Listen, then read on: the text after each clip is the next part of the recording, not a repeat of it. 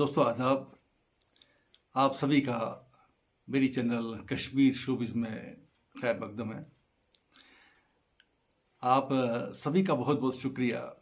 आप लोगों ने सब्सक्राइब किया चैनल को और मेरे वीडियोस वॉच किए और आहिस्ता आहिस्ता मैं क्वालिफाई हो गया और मेरी चैनल मोनेटाइज हो गई। इसके लिए आप सभी का दिल की अमीर गहराइयों से शुक्रिया। और जिन दोस्तों ने अभी तक मेरी चैनल सब्सक्राइब नहीं की है उनसे गुजारिश है कि आप लोग भी मेहरबानी करके इसे सब्सक्राइब कर दीजिए, क्योंकि कोई 63% लोग मेरे वीडियोस देखते हैं लेकिन उन्होंने सब्सक्राइब नहीं किया है। तो उनसे भी गुजारिश है कि आप लोग भी सब्सक्राइब कर दीजिए मेरी चैनल को, और पसंद आए तो लाइक करिए और अपने फैमिली और फ्रेंड्स के साथ शेयर कीजिए। आज हम बात करेंगे कल से टागोर हॉल में उम्मीद ग्रुप का एक जो फेस्टिवल होता है हर साल यहाँ पे पगाह के नाम से, तो उसकी शुरुआत हो गई है।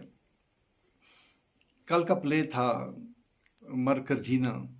प्ले देखने में गया था लेकिन पहला दिन था तो इनाग्रेशन में इतना टाइम चला गया तकरीरों में बाकी चीज़ों में कि पौना घंटा उन्हीं में चला गया इन चीज़ों में। तो मैं बिज़ी था, मैंने बड़ी मुश्किल से 1 घंटा निकाला था, 4 से 5 तक मैं प्ले देखूंगा।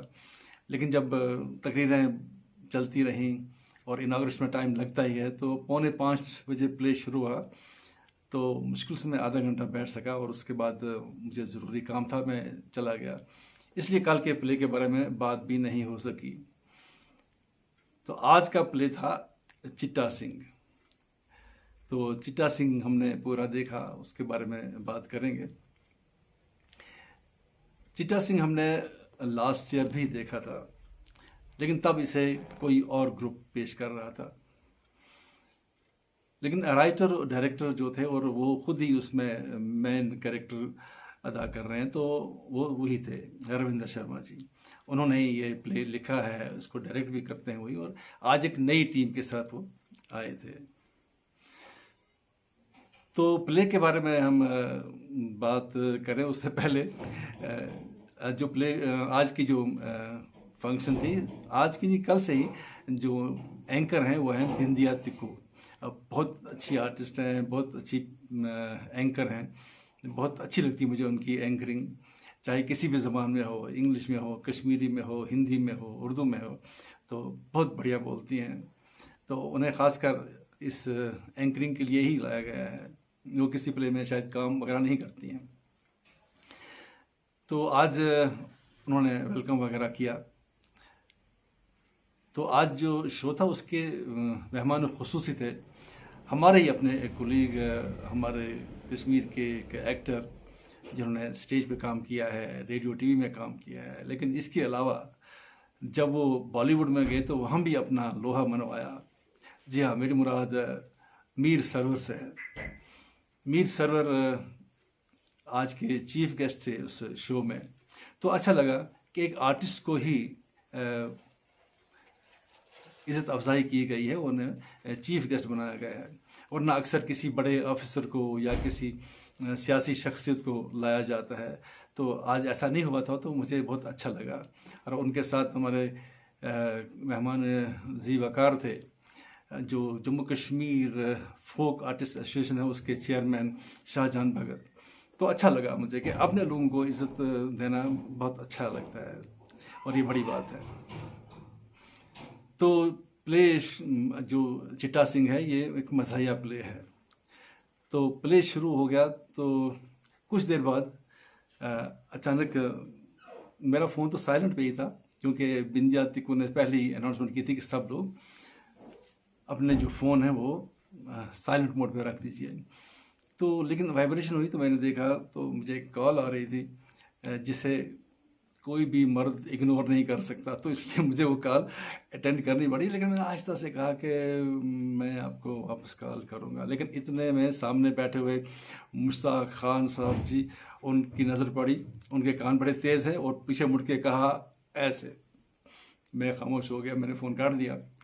तो प्ले तो मज़ा ही था, लेकिन इतनी सीरियसनेस से देख रहे थे मुश्ताक अली साहब प्ले, तो अच्छा लगा कि लोग इतनी सीरियसली प्ले देखते हैं। और फिर किसी ने पीछे से बात की तो उसको भी डांट पड़ी कि निकाल दो इसको, बाहर निकाल दो।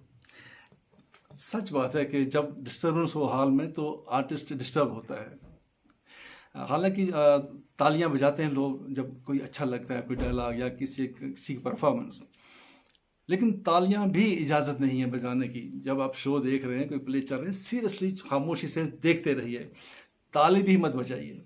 हाँ, आपको प्ले अच्छा लगा, आप चाहते हैं तारीफ़ करना, तो जब प्ले ख़त्म होता है उसके बाद आप तालियां बजाएं, जितनी मर्जी हैं उतनी बजाएं, चाहे बैठ के या खड़े होके स्टैंडिंग ओवेशन दें आप। और तब जो भी आर्टिस्ट स्टेज पे होगा, अक्सर सभी आर्टिस्ट आए होते हैं, तो जब तक आपकी तालियां बजती रहेंगी वो आर्टिस्ट स्टेज छोड़ के नहीं जा सकते, जब तक आप उनकी तारीफ में तालियां बजाते रहेंगे। ये तरीका है स्टेज पे प्ले देखने का। लेकिन यहाँ पे चलो हमें अच्छा लगता है, कभी कभी कोई डायलॉग या कोई एक्टिंग तो हम ताली बजा देते हैं, लेकिन बात करने या फ़ोन अटेंड करना ये वाकई गलत बात है। तो प्ले के बारे में बात करते हैं।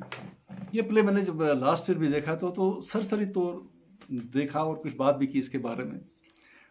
लेकिन आज जब इस प्ले को देखा तो ये प्ले एक नई टीम कर रही है।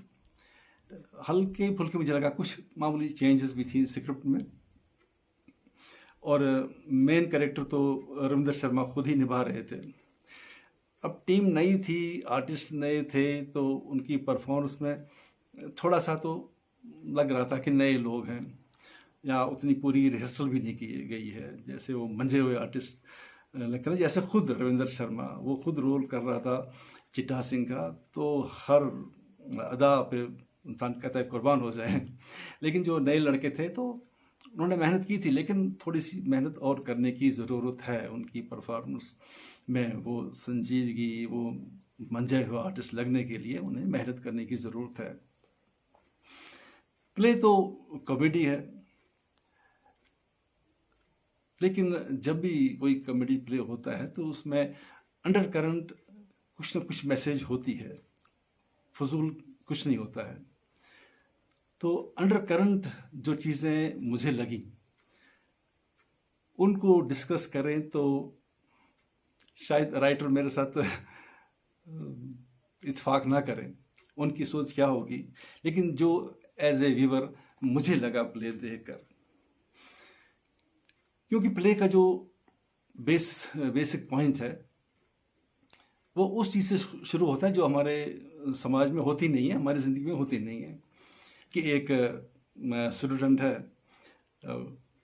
25-26 साल का है, उस जब वो कहीं पे उसका जॉब नहीं मिलता, नाकाबिल कहते हैं, सब लोग कहते हैं तुम निकम्मे हो, तुम्हें कुछ नहीं आता।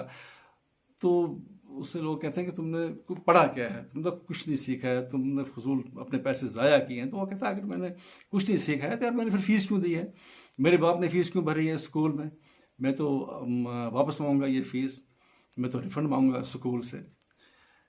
तो वो जाता है और स्कूल से कहता है कि मुझे रिफ़ंड कर दीजिए मेरी फ़ीस। तो जब ये चीज़ें होती नहीं है, ऐसा कभी ना हुआ है, ना होने वाला है, ना हो सकता है, तो ऐसी चीज़ को लेके जब हम प्ले लिखते हैं या प्ले करते हैं तो इसका मतलब है कि एक सिंबॉलिक चीज़ है। इस सिंबॉलिक पॉइंट को लेके जब हमने प्ले लिखा, प्ले किया, तो इसका मतलब है कि पूरा प्ले सिंबॉलिक है। जैसे हम हंसते हंसते उसे देखते हैं, मतलब उतना ही नहीं है, मतलब इससे बाहर भी है बहुत कुछ। अगर हम, मुझे जैसा लगा कि जो ये प्ले है इस सिंबॉलिक पॉइंट से शुरू हुआ, ये प्ले अगर हमारा हिंदुस्तान है तो स्कूल चलाने वाली जो एडमिनिस्ट्रेशन है वो हमारी सरकार है। तो ये सरकार इस देश को कैसे चला रही है, वो जो लोग हैं उनके बारे में क्या सोचती है, इन सब चीज़ों को पेश किया गया है। अब जो स्कूल हैं, स्कूल की जो एडमिनिस्ट्रेशन है, वहाँ पे किन लोगों को अपॉइंट किया गया है। कोई हिस्ट्री टीचर है जिसको हिस्ट्री का पता नहीं, फिज़िक्स टीचर है उसे फिज़िक्स का पता नहीं, मैथ वाले को मैथ का पता नहीं, लेकिन अपॉइंट हो गए हैं किसी ना किसी बहाने। जैसे हमारे, अगर हम अपनी सरकार को भी लें तो हमारे एक बड़े मंत्री के बेटे जिन्होंने कभी क्रिकेट नहीं खेला है लेकिन वो क्रिकेट एसोसिएशन में बड़े ओहदे पे हैं, तो ये चीज़ बिल्कुल टच करती है। स्कूल में टीचर हैं जो वो चीज़ें पढ़ाते हैं जो उनको आती नहीं है, लेकिन वो हैं टीचर। तो इस चीज़ को लेके जब वो चिट्टा सिंह आता है कि मुझे रिफंड चाहिए, तो चिट्टा सिंह अगर हम पब्लिक समझ लें, पब्लिक जिसने सरकार बनाई है, जिसने एक अपना वोट दिया है सरकार को, तो वो रिफंड में कुछ चाहते हैं ना, उनके लिए सरकार क्या सोच रही है, क्या कर रही है, तो उसके बदले में उसे कैसे धोखा मिलता है। वो जो पूरी टीम होती है स्कूल की, वो कैसे उसको बेवकूफ़ बनाती है, इस चीज़ को दर्शाया गया है। कि वो कहता है कि मैंने कुछ सीखा नहीं है स्कूल से, तो मुझे रिफ़ंड करिए। तो वो कहते हैं कि नहीं, तुमने तो बड़ा अच्छा पढ़ा है, हाँ हम तुम्हारा कुछ इंटरव्यू लेंगे, अगर तुम उसमें नाकाम हुए तो फिर हम बोलेंगे कि वाकई तुम नाकाबिल हो, तुमने नहीं पढ़ा है, कुछ नहीं सीखा, तो हम आपको रिफ़ंड कर सकते हैं। तो एक टीम बैठ जाती है, कहती है कि चलो हम आपसे क्वेश्चन करेंगे, तो उनका जवाब दीजिए। तो चिट्टा सिंह चाहता है कि मैं हर बात का गलत जवाब दूं, और वो गलत जवाब देता भी है। लेकिन जो टीम होती है वो ऐसे घुमा फिरा कर उसे समझाते हैं, कहते हैं कि नहीं, तुमने सही बोला है। जैसे एक क्वेश्चन उसमें पूछते हैं कि जो ये जब अंग्रेज़ यहाँ पे आए तो उन्होंने कब्ज़ा कर लिया यहाँ पे इंडिया पे, तो उन्होंने पहली फैक्ट्री कहाँ शुरू की, ईस्ट इंडिया कंपनी ने। तो वो मज़ाहिया तौर पे कहता है उस मैडम का कि तुम्हारे बाप के थोबड़े पे। तो वो कहता है ये तो गलत जवाब है, अब मुझे मैं तो फेल हो गया। तो लेकिन वो जो एडमिनिस्ट्रेशन है स्कूल की, वो कैसे बेवकूफ़ बनाते हैं पब्लिक को। वो उसे कहते हैं कि नहीं, इसने बड़ी अच्छी बात कही, क्योंकि जो थोबड़ा है इसका मतलब इसको सूरत बोलते हैं, और जो पहली फैक्ट्री उन्होंने शुरू की थी वो सूरत में की थी। तो आपका जवाब दुरुस्त है, आपको डबल ए मिलता है, डबल ए ग्रेड, वैसा ऐसे। तो इस तरह उसको बेवकूफ़ बनाते हैं, जैसे सरकार लोगों को बेवकूफ़ बना रही है। उनको, जैसे हमारे किसान हैं, किसान लोग अपना हक मांगते हैं, लेकिन उन्हें वो हक नहीं दिया जा रहा है, वो सड़कों पे हैं, बाकी जितने मसले हैं, तो ऐसे लोगों को बेवकूफ़ बनाया जा रहा है। ये चीज़ मैंने मार रखी। अब मुझे पता नहीं कि राइटर ने ऐसा ही लिखा है या सरसरी तौर उन्होंने एक प्ले लिख दिया है मज़ाक के लिए, मज़ाहिया तौर। लेकिन जैसे मैंने कहा कि कॉमेडी जो भी होती है, मज़ाक जो भी होता है, उसमें अंडर करंट कुछ ना कुछ ज़रूर होता है। और जो अंडर करंट जो चीज़ होती है वो मज़ाक नहीं होती है, वो एक सीरियस नोट होता है। खैर, ये तो मेरी सोच है, जो मुझे लगा मैंने कह दिया। बाकी रविंदर शर्मा जी जाने कि उन्होंने क्या सोच के लिखा है प्ले। तो ओवरऑल अच्छा शो रहा। और आज कुछ और भी प्ले थे, लेकिन मुझे मालूम नहीं था कि आज ये 2-3 प्ले हो रहे हैं। तो मैंने एक प्ले के लिए टाइम निकाला था, वो जाके देखा। तो जो बाकी प्ले हैं वो मैं नहीं देख सका, कि मुझे कहीं जाना था, तो उनके बारे में बात नहीं कर सकता हूँ। तो जाते हुए मैं फिर एक बार आपसे गुजारिश करूँगा कि मेरी चैनल को सब्सक्राइब कर दीजिए, शेयर करिए, आपकी मेहरबानी होगी। तो मैं कोशिश करूँगा कि आपने इस प्रोग्राम में कुछ और चीज़ें भी मैं शामिल करूँगा, क्योंकि अब चैनल मोनेटाइज हो गई है। तो मैं चाहूँगा कि आप लोग ज़्यादा से ज़्यादा इस चैनल को देखें। कुछ नई प्रोग्राम लेकर मैं हाज़िर हो जाऊँगा आप सबके सामने। और तब तक के लिए इजाज़त, खुदा हाफिज़।